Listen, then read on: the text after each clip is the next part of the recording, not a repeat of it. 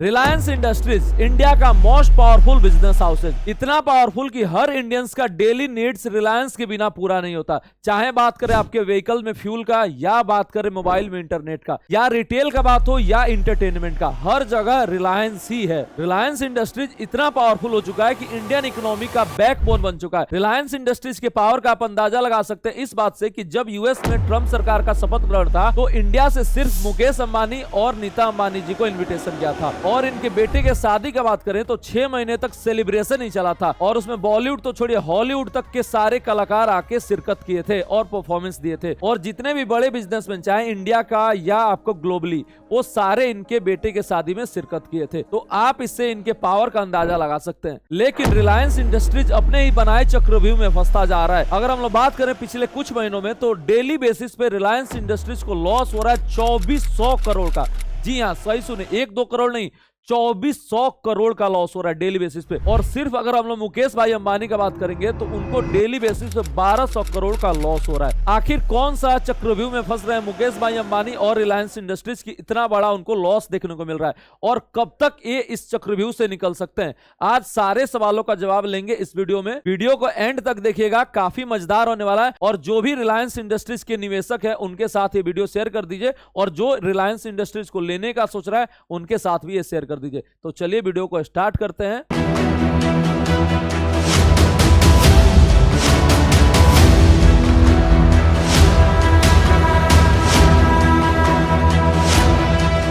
Welcome to our channel CA, जहां stock market सीखना काफी आसान और मजेदार है। आज हम लोग डिस्कस करने वाले हैं रिलायंस इंडस्ट्रीज के बारे में। रिलायंस इंडस्ट्रीज में अभी क्या दिक्कत चल रहा है उसको समझने से पहले हम लोग को समझना पड़ेगा रिलायंस इंडस्ट्रीज अभी करती क्या क्या है। अगर हम लोग बात करेंगे रिलायंस इंडस्ट्रीज का तो ये अभी 5 सेगमेंट में अपना बिजनेस करती है। एक ऑयल टू केमिकल, दूसरा ऑयल टू गैस, तीसरा डिजिटल सर्विसेज, चौथा रिटेल और पांचवा अदर्स। अब अगर हम लोग ऑयल टू केमिकल सेगमेंट को देखें तो सबसे ज्यादा जो रिवेन्यू आता है वो इसी सेगमेंट से आता है। इसका 50% से ज्यादा रिवेन्यू इस सेगमेंट से आता है, लेकिन यहां पर भी अच्छा नहीं चल रहा है। और इसमें कवर क्या क्या होता है, तो जो इनका कोर बिजनेस है जैसे कि रिफाइनिंग हो गया, पेट्रोकेमिकल्स हो गया, एविएशन फ्यूल्स हो गया, ये सब इसमें कवर होता है। लेकिन इसमें भी हम लोग को डी ग्रोथ देखने को मिल रहा है। और ऐसा नहीं है कि मुकेश अंबानी ये बात पहले से नहीं जानते थे, ये बात उनको बखूबी पता था। इसीलिए रिलायंस इंडस्ट्रीज जो अपना प्रॉफिट है वो दूसरे सेगमेंट में इन्वेस्ट करना स्टार्ट कर दिया था। ये जो सेगमेंट है वो काफी कंट्रोल्ड सेगमेंट होता है, क्योंकि इनके हाथ में नहीं रहता कि ये कितने पे इंपोर्ट करने वाले हैं और कितना मार्जिन रख के ये आगे बेचने वाले हैं। क्योंकि क्रूड का जो प्राइसेज होता है वो कंटिन्यूअस वेरी करता है। अगर ये सस्ता इंपोर्ट करेंगे तो सस्ता बेचना पड़ेगा, अगर ये महंगा इंपोर्ट करेंगे तो इनको महंगा बेचना पड़ेगा। तो इससे इनका काफी ज्यादा फ्लक्चुएशन देखने को मिलता है। प्लस इंपोर्ट करते हैं तो इनको डॉलर में पेमेंट करना पड़ता है, तो अगर रुपये डिप्रिसिएट होता है तो भी इनको लॉस होता है। और इस सेगमेंट में जो मार्जिन होता है वो काफी कम होता है। और गवर्नमेंट का भी यही फोकस है कि कैसे ग्रीन और क्लीन एनर्जी को प्रमोट किया जाए। और इसीलिए अगर हम लोग बात करेंगे इस सेगमेंट का रिवेन्यू का तो पिछले साल इसमें 5% का ड्रॉप देखने को मिला था, और इस साल का बात करेंगे तो काफी नॉमिनल ग्रोथ देखने को मिल रहा है। तो अगर हम लोग ओवरऑल देखें तो पूरे रिलायंस इंडस्ट्रीज का जो प्रॉफिट है उसमें ऑयल टू केमिकल सेगमेंट का जो प्रॉफिट है वो कम होता जा रहा है। अब अगर हम लोग नेक्स्ट सेगमेंट का बात करेंगे तो वो है ऑयल एंड गैस। इसमें क्या कवर होता है, तो एक्सप्लोरेशन हो गया, डेवलपमेंट हो गया क्रूड ऑयल का और नेचुरल गैस का। और यहां पर देखेंगे तो मार्जिन तो काफी ज्यादा है, लेकिन रिवेन्यू जो है वो काफी कम देखने को मिल रहा है। और रिवेन्यू में हम लोग को डी ग्रोथ देखने को मिल रहा है पिछले 2 क्वार्टर से। तो यहां से भी कुछ अच्छा संकेत निकल के नहीं आ रहा है। अब अगर हम लोग नेक्स्ट सेगमेंट जियो डिजिटल सर्विसेज को देखें तो यहां पर मुकेश भाई अंबानी को काफी ज्यादा उम्मीद था।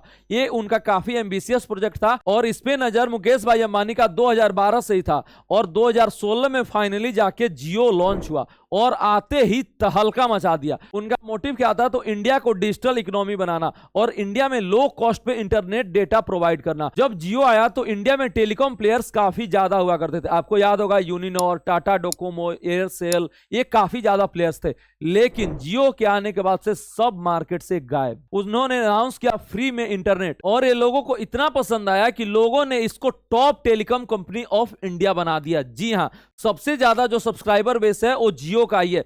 40% मार्केट शेयर ये होल्ड करता है और इसके पास 46 करोड़ से भी ज्यादा यूजर बेस है इंडिया में। उसके बाद से जियो ने ब्रॉडबैंड सर्विसेज दिया, उसको भी लोगों ने खूब सारा प्यार दिया और ये मार्केट का लीडर बन गया 50% मार्केट शेयर के साथ। तो जो डिजिटल सर्विसेज है वो रिलायंस को काफी ज्यादा मदद कर रहा है और इसका जो रिवेन्यू है वो कंटिन्यूअसली ग्रोथ दिखा रहा है और इसका प्रॉफिट में भी काफी ज्यादा जंप देखने को मिल रहा है। अगर हम लोग पूरे रिलायंस का रिवेन्यू देखें तो 13.3% जो रिवेन्यू है वो डिजिटल सर्विसेज से आता है, लेकिन अगर हम लोग पूरे रिलायंस का प्रॉफिट को देखें तो 36.5% जो प्रॉफिट है वो जियो डिजिटल सर्विसेज कंट्रीब्यूट करता है। तो मेजर जो प्रॉफिट है वो यहीं से आता है और इसी सेगमेंट में जो मार्जिन है वो अच्छा खासा है और वो सस्टेन कर रहा है, जिसका रिवेन्यू भी इंक्रीज हो रहा है और जिसका प्रॉफिट भी इंक्रीज हो रहा है। लेकिन मुकेश अंबानी यहां पर अपने ही बनाए हुए चक्रव्यूह में फंसते हुए दिख रहे हैं। जब 2016 में लॉन्च हुआ था जियो तो उन्होंने अपने चक्रव्यूह में सारे टेलीकॉम प्लेयर्स को फंसाया फ्री इंटरनेट देके और सारे प्लेयर्स को मार्केट से बाहर कर दिया। अब उसी फ्री इंटरनेट की लत की वजह से इंडियन यूजर्स जो है वो कम पैसे देके इंटरनेट सेवा यूज करने लगे। उसके बाद से उन्होंने रेट बढ़ाया थोड़ा सा तो लोगों ने एक्सेप्ट कर लिया कि चलिए भाई फ्री में दे रहे हैं। उसके बाद से थोड़ा सा और बढ़ा,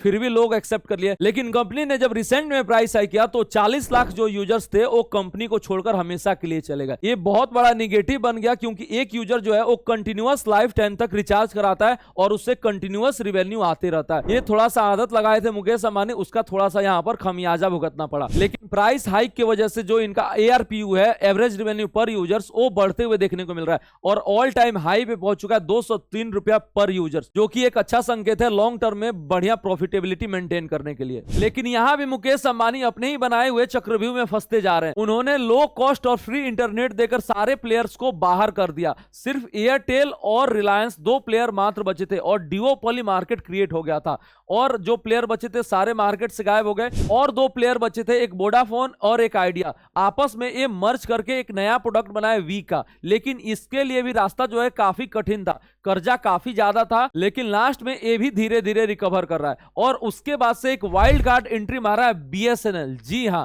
बीएसएनएल ने कस्टमर एडिशन किया है। जब एक कस्टमर लूज किए उस समय बीएसएनएल में कस्टमर का एडिशन हुआ, वहां पर ट्विटर पे कैंपेन वगैरह भी चल गया था और बीएसएनएल में गवर्नमेंट का भी फोकस आ गया। 17 साल बाद कंपनी जो है प्रॉफिट में लौट गया है। तो पहले जो 2 प्लेयर थे भारती एयरटेल और जियो, अब 4 प्लेयर हो चुके हैं और कंपटीशन जो है फिर से बढ़ने लग रहा है और एआरपीयू पे भी खतरा जो है वो बढ़ते जा रहा है क्योंकि एआरपीयू कम ना हो जाए। और अगर हम लोग बात करें तो बीएसएनएल भी जो है और वी भी है वो भी काफी एग्रेसिव होके आगे बढ़ रहा है और कस्टमर एडिशन काफी अच्छे से कर रहा है। तो देखते हैं रिलायंस इंडस्ट्रीज और मुकेश अंबानी अपने बनाए हुए चक्रव्यूह से वापस निकल रहे हैं नहीं। वैसे मार्केट के लिए काफी सही है और कस्टमर के लिए काफी सही है। पहले ड्यूओपोली में आप देख रहे थे कंटिन्यू प्राइस इंक्रीज हो रहा था, अब थोड़ा सा यहां पर स्टेबल हो जाएगा। जब 4 प्लेयर रहेंगे तो प्राइस जो है वो स्टेबल रहेगा। अब अगर हम लोग नेक्स्ट सेगमेंट का बात करें रिलायंस रिटेल, तो यहां पर जो रिलायंस है वो काफी ज्यादा एग्रेसिव है और कंटिन्यूअस ये अपने आप को एक्सपेंड कर रहा है और इसका जो यूजर बेस है 19 करोड़ से भी ज्यादा हो चुका है। एक कंटिन्यूअस हर दिन अपना स्टोर्स नया नया खोल रहा है। रिलायंस के जो ब्रांड आउटलेट्स है वो इंक्लूड करता है रिलायंस ज्वेल्स, रिलायंस ट्रेंड्स,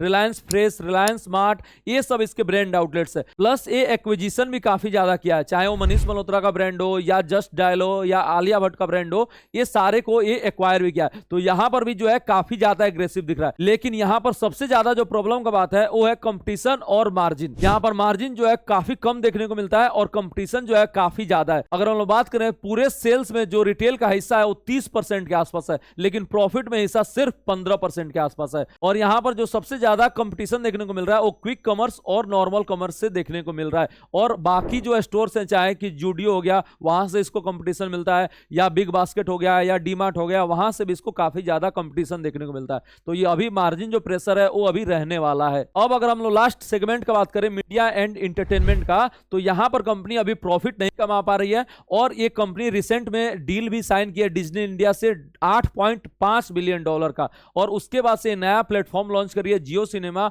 और हॉटस्टार को मिला के जियो हॉटस्टार। और यहां पर देखेंगे कंपनी वेरियस चैनल्स भी ऑपरेट करती है, जैसे कि सीएनबीसी हो गया, सीएनबीसी आवाज हो गया, मनी कंट्रोल हो गया, न्यूज 18 हो गया, ये सारे नेटवर्क्स हो गया कलर्स का, ये सारे जियो के ही है। और यहां पर अभी कंपनी प्रॉफिट नहीं बना पा रही है, देखते हैं कंपनी आगे चल के प्रॉफिट बना पा रही है कि नहीं। ये स्पोर्ट्स में भी काफी एग्रेसिव हो गया, डिजिटल राइट्स आईपीएल का खरीदा, लेकिन इस बार सुनने में आ रहा है कि ये आपको फ्री में आईपीएल नहीं दिखाएंगे। तो देखते हैं कंपनी जो है वो प्रॉफिट बना पा रही है कि नहीं। तो अभी अगर हम लोग ओवरऑल 5 सेगमेंट का देखेंगे तो हर सेगमेंट में कुछ ना कुछ आपको दिक्कत देखने देखने को मिल रहा है। अब सवाल ये है कि रिलायंस कब तक रिकवर करेगा, मोटा भाई का क्या कमबैक होगा या नहीं। अभी देखेंगे तो जुलाई में इनका जो प्राइस हुआ करता था वो 1600 के आसपास हुआ करता था, और अभी जो प्राइस है वो 1228 के आसपास है। यहां पर जो मार्केट कैप था वो 21 लाख करोड़ था, और अभी जो मार्केट कैप है वो 16 लाख करोड़ है। मतलब क्या हुआ, 5 लाख करोड़ का नुकसान हुआ है पिछले 7 महीने में। और इसको अगर हम लोग डेली बेसिस पे देखेंगे तो रिलायंस को डेली बेसिस पे 2400 करोड़ का लॉस हो रहा है। और मुकेश भाई अंबानी को देखेंगे तो इनका 50% स्टेक है और इनको 1200 करोड़ का डेली बेसिस पे नुकसान हो रहा है। अब सवाल है रिलायंस और कहां तक गिर सकता है और क्या ये रिकवर होगा तो कहां तक जा सकता है। तो देखिए, कंपनी का जो शेयर प्राइस होता है वो डिपेंड करता है कंपनी के परफॉर्मेंस पे। इसका अभी परफॉर्मेंस का बात करेंगे तो पिछले साल इसका ईपीएस जो था वो 51.45 का था, और अभी जो ईपीएस है आपका 51.14 है। मतलब बढ़ने के बजाय थोड़ा सा घट ही गया है, और इकोनॉमी में भी हम लोग को थोड़ा सा स्लो डाउन देखने को मिल रहा है, और इसी के चलते मार्केट में भी आपको प्रेशर आ चुका है। अक्टूबर से मार्केट जो है 13% मार्केट गिर चुका है, और रिलायंस का बात करेंगे तो जुलाई से अभी तक ये 25% का गिरावट आ चुका है। ये और कहां तक गिर सकता है, तो यहां पर अगर हम देखेंगे 1228 के आसपास अभी जो पी रेशियो निकल के आ रहा है वो 24 का निकल के आ रहा है, और इसका मीडियन पी रेशियो का बात करेंगे तो वो 26 के आसपास है। मतलब ये अपने एवरेज वैल्यूएशन से सस्ता ही ट्रेड कर रहा है। तो चांसेस ये है कि यहां पर ये जो है बेस बना सकता है, और काफी समय से इसी रेंज में एक कामकाज कर रहा है और नीचे फर्दर गिरावट नहीं दे रहा है, और 1200 के आसपास जो है वो स्ट्रॉन्ग सपोर्ट ले रहा है। तो चांसेस है कि यहां पर आके रुक जाए। अब सवाल है कि और ऊपर कहां तक जा सकता है, और गिरेगा तो कहां तक गिर सकता है। तो अगर 1200 का लेवल तोड़ा तो ये गिरावट लेके आ सकता है 1100 तक, जहां पर ये नवंबर का लो लगा था, नवंबर 2023 का, और वहां से एक बड़ा रैली स्टार्ट किया था। उस समय 1100 से सीधे 1600 तक गया था। तो चांसेज है अगर यहां पर ये लेवल तोड़ा 1200 का तो 1100 का लेवल आ सकता है, जिसका चांसेज अभी कम है। अगर ये मार्केट और ज्यादा गिरेगा तभी ये लेवल आएगा, वरना ये रिलायंस जो है यहीं पर सपोर्ट लेके ऊपर जाना स्टार्ट कर सकता है। अब सवाल है कि कितना ऊपर जा सकता है। तो रिलायंस का अगर ईपीएस 51 से बढ़कर 55 या 60 होता है तो आपका जो है यहां पर हम लोग को बड़ा रैली देखने को मिल सकता है। अगर रिलायंस का ईपीएस अगले साल तक 55 जाता है तो जो प्राइस देखने को हम लोग को मिल सकता है वो 1375 के आसपास हम लोग को देखने को मिल सकता है। उस समय इसका 25 का पी रेशियो आ जाएगा, और ईपीएस अगर 60 हो जा रहा है तो हम लोग को पी रेशियो उस समय 26 का देखने को मिल सकता है, और जो प्राइस है वो 1550 1560 के आसपास हम लोग को देखने को मिल सकता है। तो देखते हैं रिलायंस का कहां पर ईपीएस अगले साल तक पहुंचता है। उम्मीद है कि 55 से 60 के बीच में आ सकता है। अभी रिलायंस में और भी दिक्कत आ रहा है, एक ट्रांजिशन फेज चल रहा है और हर वर्टिकल से थोड़ा बहुत चैलेंजेस आ रहा है। ट्रांजिशन फेज में ये निकल के आ रहा है कि 3 वर्टिकल में मुकेश अंबानी अपने बिजनेस को डिवाइड करने वाला है। पहला वर्टिकल में आपका आ रहा है एनर्जी बिजनेस, दूसरा बिजनेस में आ रहा है जियो का, और तीसरा बिजनेस में आ रहा है रिटेल का। ये आपका रिटेल वाला जो हिस्सा है वो ईसा अंबानी को मिलने वाला है, चांसेज है। जियो का जो बिजनेस है वो आकाश अंबानी बड़े बेटे को, और जो एनर्जी का बिजनेस है वो छोटे बेटे अनंत अंबानी को मिलने का उम्मीद है। तो ऐसा जताया जा रहा है, देखते हैं। और ट्रांजिशन फेज कैसे स्मूथ हो रहा है, क्या ये ग्रोथ लेके आ पा रहे हैं या नहीं, वो भी एक चैलेंजिंग बात होगा। देखते हैं ओवरऑल कैसा रह रहा है और कहां तक ईपीएस अचीव कर सकता है। अभी लेवल्स जो है आपका यही निकल के आ रहा है, 1200 का भी इमीडिएट सपोर्ट है, और उसके नीचे अगर गया तो 1100 पे स्ट्रॉन्ग सपोर्ट है, जहां से पिछला बार का रैली स्टार्ट किया था। ये लेवल अभी चांसेस नहीं है कि टूटे। देखते हैं ये लेवल होल्ड कर पा रहा है या नहीं। आपको क्या लगता है, ये लेवल होल्ड करेगा या नहीं? कमेंट करके हमको जरूर बताइए। और अगर आपको वीडियो पसंद आए तो लाइक कर दीजिए और शेयर कर दीजिए अपने दोस्तों के साथ जो रिलायंस में इन्वेस्ट करते हैं या रिलायंस का प्रोडक्ट यूज करते हैं। मिलते हैं आपसे अगले वीडियो में, और किस स्टॉक का नेक्स्ट रिव्यू हो आप कमेंट बॉक्स में टाइप कीजिए, उस पर हम लोग का नेक्स्ट वीडियो बनने वाला है। Thank you so much.